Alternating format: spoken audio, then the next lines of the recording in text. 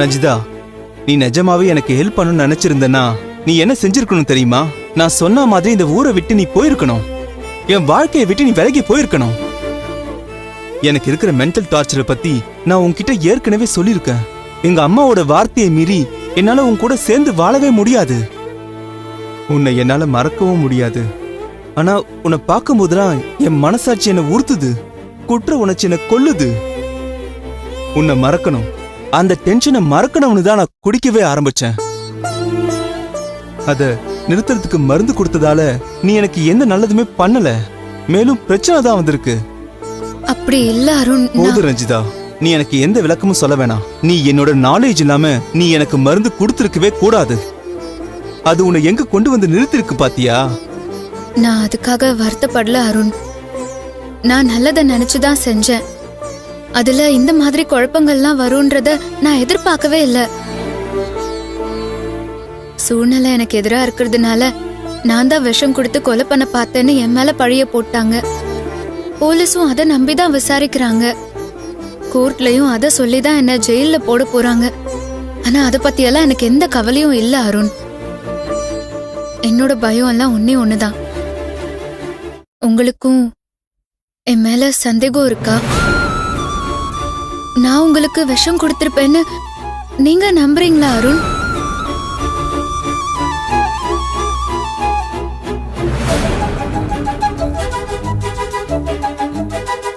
அருண் நில்லுங்க. சார் வாங்க அருண், உட்காருங்க. ரஞ்சிதா என்ன சொல்றாங்க? ஏன் அப்படி செஞ்சாங்களா? சார், ரஞ்சிதா எதுவுமே செய்யவே இல்லை சார். நான் குடிய மறக்கணுன்றதுக்காக அவ காஃபில மருந்து ஏதோ கலந்து கொடுத்திருக்கா. அந்த மருந்து எப்படி அருண் விஷமா மாறிச்சு? அது எனக்கு தெரியல சார். ஆனா இதுல ரஞ்சிதா மேல எந்த தப்பும் இல்ல சார். இடையில புதுதா சார் யாரோ ஒரு குழப்பம் பண்ணிருக்காங்க. நீங்க இப்படி நினைக்கிறீங்க, ஆனா மருந்துங்கிற பேர்ல ரஞ்சிதா தான் உங்களுக்கு விஷத்தை கொடுத்து கொல்ல பார்த்தாங்கன்னு உங்க வீட்டுல உள்ளவங்களே சொல்றாங்களே. சார், எங்க குடும்ப பிரச்சனை என்னன்றது உங்களுக்கே தெரியும்ல. ரஞ்சிதா மேல இருக்கிற கோவத்தினால தான் அவங்க அந்த மாதிரி எல்லாம் பேசிட்டு இருக்காங்க. சார், இதெல்லாம் உண்மையா இருக்கிறதுக்கு சான்ஸே இல்ல சார். சார், ஏன் உயிரா இல்ல அவ உயிரான்னு நெருக்கடி வந்துச்சுன்னா அவதான் சாவாளை தவிர என்ன கொல்லணும்னு அவளால நினைக்க கூட முடியாது சார். சார், அவளுக்கும் எனக்கு வந்த ஆபத்துக்கும் எந்த சம்மதமும் கிடையாது சார். தயவு செஞ்சு அவளை விட்டுருங்க சார், ப்ளீஸ். அருண், அப்படியெல்லாம் விட முடியாது. உங்க வீட்டு ஆளுங்க தான் ரஞ்சிதா மேல புகார் கொடுத்திருக்காங்க. நீங்க அவங்க செய்யலங்கிறீங்க.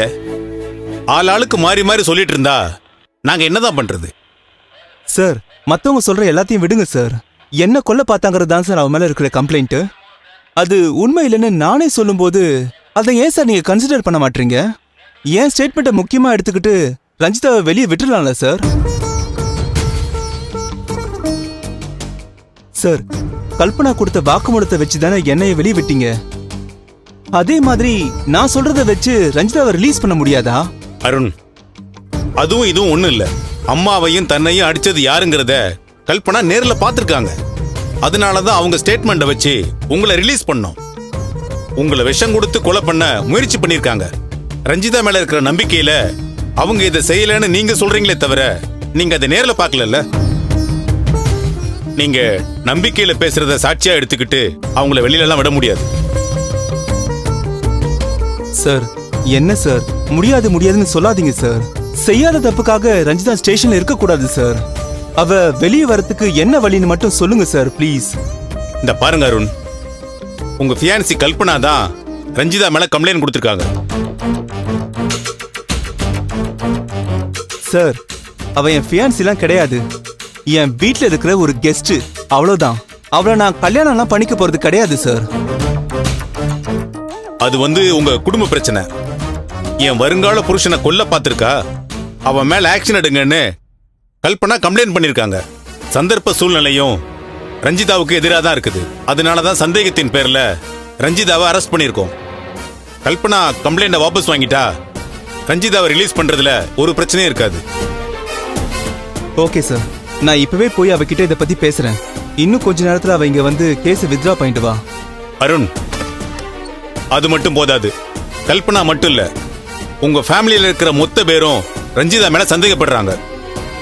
கல்பனா வாபஸ் வாங்கினாலும் பின்னாடியே வேற யாராவது வந்து புகார் கொடுக்க கூடாது. நீங்க எல்லார்கிட்டையும் பேசுங்க. ரஞ்சிதாவை ரிலீஸ் பண்றதுல யாருக்கும் அப்ஜெக்ஷன் இல்லைன்னு சைன் வாங்கிட்டு வாங்க. அதுக்கப்புறம் தான் ரஞ்சிதாவை என்னால ரிலீஸ் பண்ண முடியும். Okay sir. நீங்க சொல்ற மாதிரி நான் எல்லார்கிட்டயும் சைன் வாங்கிட்டு வந்துடுறேன் சார். வரேன் சார். போங்க.